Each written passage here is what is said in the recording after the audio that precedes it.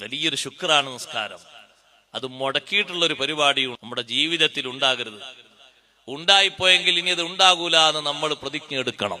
ഇപ്പോഴും ജോലിയും മറ്റുമൊക്കെ സ്ഥിരമായിട്ട് ചെയ്യുന്ന ആളും പരാതി പറയും. ശമ്പളത്തിന്റെ പരാതി, മറ്റു പ്രാരാബ്ദത്തിന്റെ പരാതി. തിരിച്ചങ്ങോട്ടൊരു ചോദ്യം, സ്നേഹബുദ്ധിയ നിസ്കാരം നിലനിർത്തുന്നത് ചോദിച്ചാൽ അതുണ്ടാവൂല. നിങ്ങൾ നോക്ക്, അല്ലാഹു തആല എത്ര വലിയ റഹ്മാനായിട്ടാണ് ഇവനൊന്നും നന്നായിക്കോട്ടെ എന്ന് കരുതി ഇങ്ങനെ നീട്ടിക്കൊണ്ടുപോകുന്നു. ഇപ്പോഴും നേരെ ചൊവ്വേ 5 വക്ത് നിസ്കരിക്കാതെയല്ലേ പിന്നെയും അവൻ ശമ്പളം വാങ്ങുന്നത്, കൂലി വാങ്ങുന്നത്, അള്ളാഹുവിന്റെ റിസ്ക് ഭക്ഷിക്കുന്നത്, അള്ളാഹു കൊടുക്കുന്ന റിസ്ക് ഭക്ഷിക്കുന്നത് ഭൂമിയിൽ അവന് അനുവദനീയമല്ലാത്ത രൂപത്തിലല്ലേ? മുസ്ലിമാണോ നീ? അള്ളാഹുവിന്റെ റിസ്ക് ഭക്ഷിക്കാൻ നിനക്ക് ഏറ്റവും വലിയ യോഗ്യത 5 വക്ത് നിസ്കാരമാണ്. അത് നിർവഹിക്കാതെ നീ ആ റിസ്ക് ഭക്ഷിക്കുന്നത് അള്ളാഹുവിന് തൃപ്തിയാകൂല. അള്ളാഹു തആലക്ക് അത് തൃപ്തിയാകൂലാകുമെന്ന് നീ കരുതരുത്. തൃപ്തിയാകൂല. പിന്നെ റബ്ബെന്തിനാ അത് തോക്കത്ത് നൽകുന്നത് എന്നോ? അള്ളാഹു റഹ്മാനായതുകൊണ്ട് മാത്രമാണ്. പടച്ച റബ്ബ് റഹ്മാനായതുകൊണ്ട് നിന്നെങ്ങനെ നിലനിർത്തുകയാണ്. നീ ഒന്ന് നന്നായിക്കോട്ടെ എന്ന് കരുതിയിട്ട്. സഹോദരങ്ങളെ, നിസ്കാരം വലിയ ശുക്രാണ്.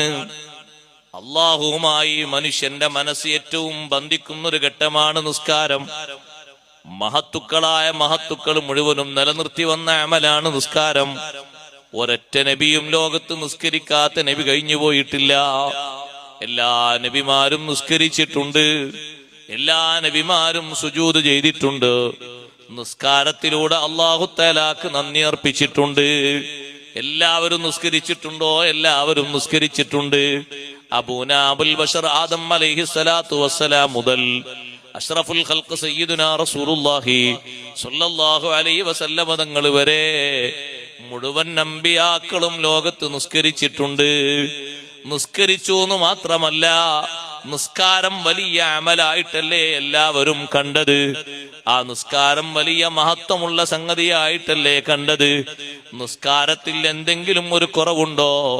ബാക്കി എല്ലാ വിഷയങ്ങളിലും കുറവ് കാണാം. വലിയൊരു ശുക്രാണ് നിസ്കാരം. അത് മുടക്കിയിട്ടുള്ള ഒരു പരിപാടിയും നമ്മുടെ ജീവിതത്തിൽ ഉണ്ടാകരുത്. ഉണ്ടായിപ്പോയെങ്കിൽ ഇനി അത് ഉണ്ടാകൂല എന്ന് നമ്മൾ പ്രതിജ്ഞ എടുക്കണം. ഇപ്പോഴും ജോലിയും മറ്റുമൊക്കെ സ്ഥിരമായിട്ട് ചെയ്യുന്ന ആളും പരാതി പറയും. ശമ്പളത്തിന്റെ പരാതി, മറ്റു പ്രാരാബ്ദത്തിന്റെ പരാതി.